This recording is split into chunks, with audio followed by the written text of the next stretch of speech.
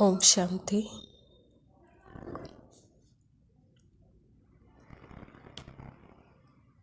Meditation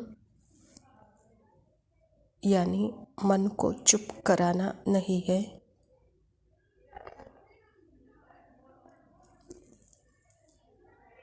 feelings है, emotions है,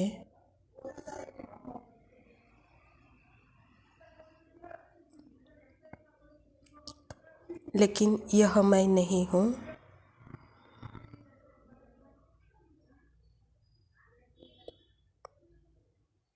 मैं आत्मा इसको देख सकती हूँ।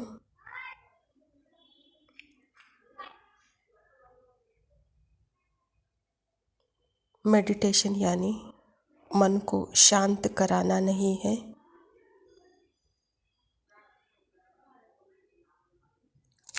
लेकिन मैं आत्मा अपने डायरेक्ट सत्य को देखना है।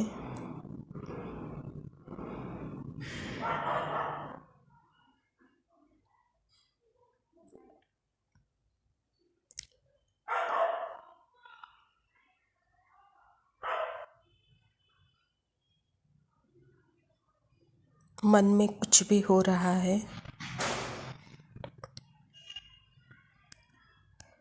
लेकिन मैं कौन हूँ?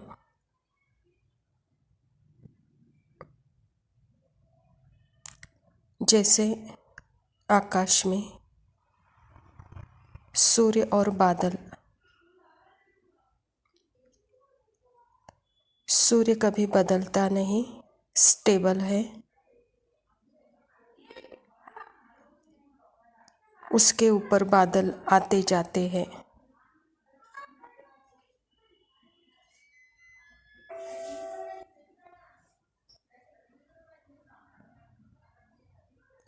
ऐसे ही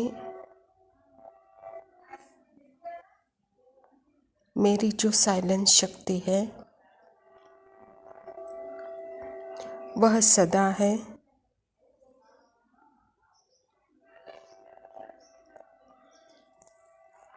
ऊपर जैसे बादल आते जाते रहते हैं, ऐसे ही संकल्प, इमोशंस, फीलिंग्स आते जाते रहते हैं।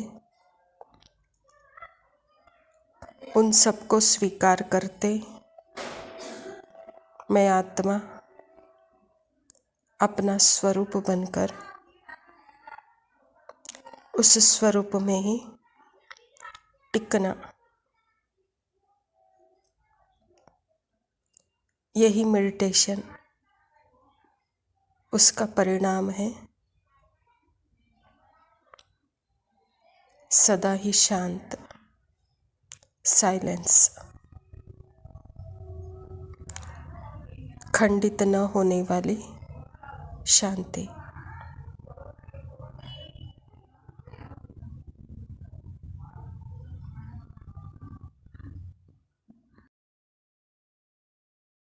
ओम शांति। प्रातः मुरली बाप दादा मधुबन। मीठे बच्चे, सर्वशक्तिवान बाप आया है तुम्हें शक्ति देने। जितना याद में रहेंगे उतना शक्ति मिलती रहेगी। स्वयं परमपिता परमात्मा शिव बाबा प्रजापिता ब्रह्मा के तन में आकर यह ईश्वरीय विश्वविद्यालय की स्थापना की है, और परमात्मा पिता ही हम सबको यह सत्य ज्ञान सुनाते हैं। अभी हम याद कब से करते आए हैं? जब जन्म लेते हैं तो सिखाया जाता है तुम्हारे नाम को याद करो, माता पिता को याद करो, घर को याद करो, गांव को याद करो। यानी याद करना हमें जन्म से ही सिखाया जाता है, लेकिन याद कौन करता है यह पता नहीं कि यह ज्ञान तो परमात्मा पिता शिव बाबा ने हमें दिया है, और ना परिचय हमको देते हैं, क्योंकि याद एक ऐसी प्रक्रिया है जो आत्मा मन के संकल्पों के द्वारा अनुभव करती है। याद से शक्ति भरने का तात्पर्य क्या है? जैसे पेशेंट होता है उसे आईसीयू में रखते हैं और तुरंत ग्लूकोज चढ़ाते हैं जिससे उस पेशेंट में शक्ति आ जाती है। ऐसे ही परमपिता परमात्मा को यथार्थ समझकर जब आत्मा मन से याद करती है तो वहाँ तुरंत शक्ति मिलती है, अर्थात ग्लूकोज मिलता है, जिससे आत्मा रोम रोम से प्रफुल्लित हो जाती है। तो बाबा से हम बच्चों को कौन सी शक्ति मिलती है? परमात्मा से हमको धैर्य, विश्वास, हिम्मत, सेफ्टी, प्यार, अपनापन, निश्चिंतता, जिसमें आत्मा का रोम रोम खिल उठता है। और मुझ आत्मा में कौन सी शक्ति है? वह शक्ति निर्णय करने की, परखने की, सहन करने की, समा लेने की, समेटने की, सामना करने की। क्योंकि हर कर्म में एक एक शक्तियों की आवश्यकता होती है। हर व्यक्ति के संबंध में आते वक्त भी हमको एक एक शक्ति की आवश्यकता होती है, लेकिन कौन सी शक्ति किस समय कहाँ कार्य में लगाना है, इसकी परख कब कर सकते हैं? जब आत्मा मालिक बन करके बैठती है, तभी अपनी शक्तियों को हम प्रैक्टिकल कर्म में हम यूज कर सकते हैं। तो अभी के समय में तुरंत शक्ति, जैसे कि भक्ति मार्ग में कहा गया है कि तुरंत दान महापुण्य, तो ऐसे ही यहाँ पे भी अभी परमात्मा से हम तुरंत शक्ति ले सकते हैं और उसका रिजल्ट है जैसे सदा ही खुशी, सदा ही आनंद, सदा ही प्रफुल्लित। प्रश्न है, इस ड्रामा में सबसे अच्छे से अच्छा पार्ट तुम बच्चों का है, कैसे? उत्तर है, तुम बच्चे ही बेहद के बाप के बनते हो। भगवान टीचर बनकर तुम्हें ही पढ़ाते हैं, तो भाग्यशाली हुए ना। विश्व का मालिक तुम्हारा मेहमान बनकर आया है। वह तुम्हारे सहयोग से विश्व का कल्याण करते हैं। तुम बच्चों ने बुलाया और बाप आया, यही है 2 हाथ की ताली। अभी बाप से तुम बच्चों को सारे विश्व पर राज्य करने की शक्ति मिलती है। सृष्टि में अभी का समय सबसे बड़े ते बड़ा शुभ समय, श्रेष्ठ समय कह सकते हैं। सृष्टि में सबसे बड़े ते बड़ा पार्ट किसी राजा के घर में राजकुमार बन करके जन्म लेने का होता है। लेकिन वहाँ एक जन्म के लिए और फिर अपने दम पर भी हम राजा अर्थात राज्य भाग्य पा सकते हैं, वह भी एक जन्म के लिए। लेकिन यहाँ स्वयं परमपिता परमात्मा हम बच्चों को जो खोए हुए थे उनको ढूंढकर अपना बनाते हैं, तो हम बच्चों का भाग्य ही खिल जाता है, क्योंकि स्वयं परमात्मा हमारे माता पिता बन जाते हैं और बहुत ही लाड़ प्यार से हम बच्चों को पालना और पढ़ाई करते हैं। तो हम ऐसी आत्माएं हैं जो परमात्मा से जन्म जन्मांतर बिछड़े हुए थे और परमात्मा पिता ही हमें ढूंढकर अपना बनाया है, प्यार और पढ़ाई देकर पढ़ा रहे हैं। तो अब क्या अपने जीवन का फिक्र करें, क्योंकि भाग्य विधाता बाप ही जब अपना बन जाता है, भाग्य की कलम ही उसके हाथों में है, तो मेरे अब का और आगे का भाग्य कैसे होगा, इसका इमेजिनेशन भी हम नहीं कर सकते। क्योंकि स्वयं परमात्मा जो निज पिता हैं, वह अभी के समय मुझे ढूंढकर अपना बनाया है। तो जैसे कि समय अभी रुक जाता है, क्योंकि आत्मा परमात्मा का मिलन ऐसा मिलन है, समय बंद हो जाता है। इसको ही कहा जाता है 2 हाथ की ताली।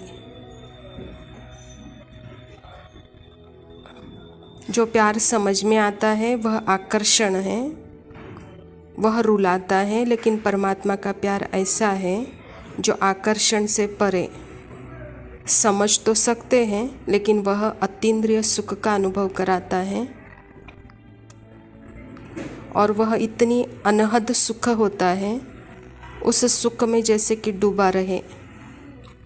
तो परमात्मा पिता भी कहते हैं कि बच्चे, यह बेहद का सुख का समय चल रहा है, जिससे आप कल विश्व के राज्य भाग्य प्राप्त कर सकते हो, कहता बाबा। धारणा के लिए मुख्य सार है, ज्ञान को बुद्धि में अच्छी रीति धारण कर अनेक आत्माओं को प्राण दान देना है, स्वदर्शन चक्रधारी बनना है। जैसे आत्मा की सूक्ष्म शक्ति बुद्धि, इंटेलेक्ट, यह एक ऐसी शक्ति है जो गलत और सही का चित्रण करती है। उस सही और गलत के चित्र को जो स्पष्ट जान जाते हैं और उस अनुसार प्रैक्टिकल कर्म करते हैं, क्योंकि वहाँ आत्मा डिसीजन लेती है, राइट है या रॉन्ग है। और पार्ट में भी पार्ट अनुसार बुद्धि अगर राइट निर्णय करती है तो वहाँ निर्णय करेक्ट होने के कारण अपने आप को सदा भरपूर अनुभव करते हैं। तो यहाँ पे भी परमात्मा पिता कहता है कि बच्चे, तो अभी के समय का जो पार्ट है, इस पार्ट में भी मन बुद्धि संस्कार जो आपके इंद्रिय है, अर्थात सूक्ष्म इंद्रिय आत्मा की शक्ति है, तो उन शक्तियों को सदा ज्ञान से भरपूर करो। उस ज्ञान के दर्पण से अपने आप को ही देख सकते हो, अपने अंदर के एक एक संकल्पों को खोल करके, फीलिंग्स को खोल के, इमोशनल जो कुछ भी भरा हुआ है उसके गुह्यता में जाकर उसको देखना, इसी को कहते हैं स्वदर्शन। अब तक सिर्फ एक जन्म के पार्ट को ही हम देख रहे थे, लेकिन अब आत्मा अंदर क्या है वह भी जान गई है और बाहर क्या है वह भी जान गई है। तो बाहर की जो भी प्रक्रिया है वह प्रक्रिया का रिफ्लेक्ट ही है अंदर का। अंदर जैसी मेरी स्थिति है उसका रिफ्लेक्ट ही बाहर आता है। तो इसको ही कहते हैं स्वदर्शन चक्रधारी। दूसरा पॉइंट है, इस स्वीट संगम पर अपनी कमाई के साथ साथ बाप की श्रीमत पर चल पूरा वर्षा लेना है, अपनी लाइफ सदा सुखी बनानी है। जैसे आज की दुनिया में प्रेजेंट लाइफ में कमाई तो करते हैं, पैसा है तो कमाई कहेंगे, लेकिन यहाँ ईश्वरी विश्वविद्यालय में परमात्मा हम बच्चों को यहाँ कमाई कराना चाहते हैं, और वह कमाई है निश्चिंतता, प्रसन्नता, संतुष्टता, निर्भयता, संतृप्तता। बच्चे, यह कमाई आपकी हो, कहता बाबा। आपका जीवन सरल हो, निर्मल हो, निर्माण हो। अब इन गुणों की रेस करो, गुणवान बनो, तो सारी दुनिया ही जैसे स्वर्ग बन जाएगी। इस कलयुग में दूसरे तरह का रेस शुरू है, पैसा, मोटर, गाड़ी, बंगला, संपत्ति। उस रेस से बाबा कहता है इच्छाएं बढ़ गई है, स्वार्थ बढ़ गया है। तो उस रेस से जैसे दुनिया नर्क बनी है, लेकिन परमात्मा हम बच्चों को जो रेस सिखा रहे हैं उससे सदा के सुखी बनेंगे, कहता बाबा। वरदान है, सर्व वरदानों को समय पर कार्य में लगाकर फलीभूत बनाने वाले फलस्वरूप भव।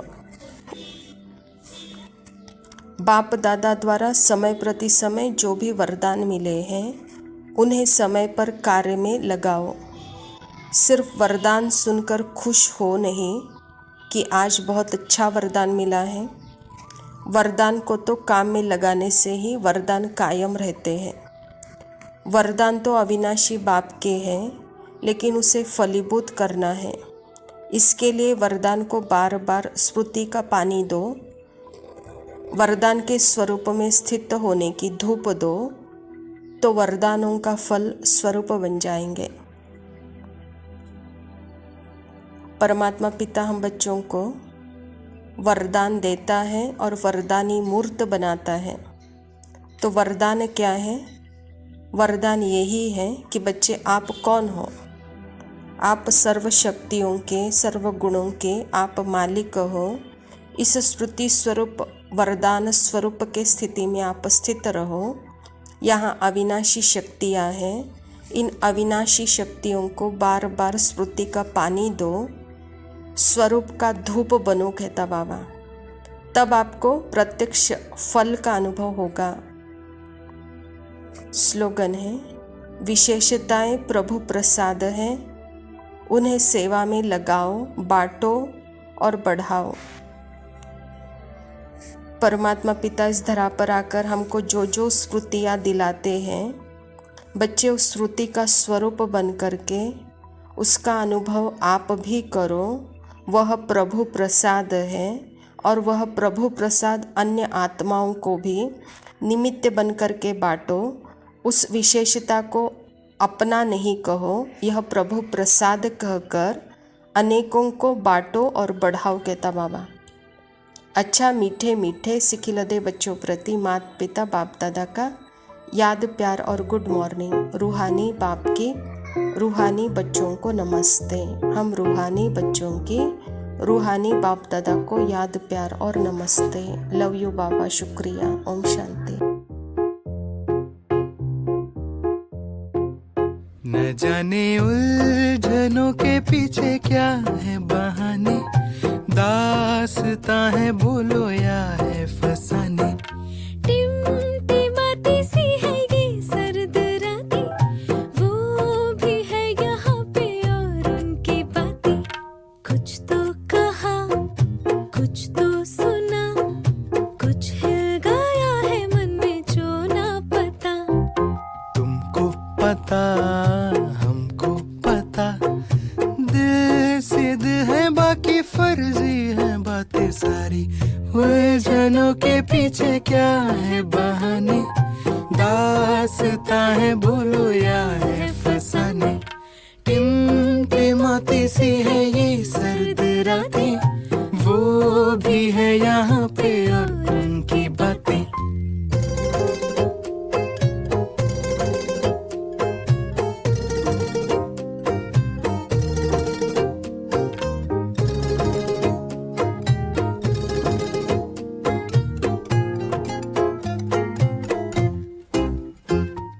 झूमे है जहाँ, डोले आसमां, इश्क से है भीगा भीगा सा ये समा। रूठे हैं पिया, जले हैं जिया, पूछे हैं फिजाएं तूने ये क्या किया है।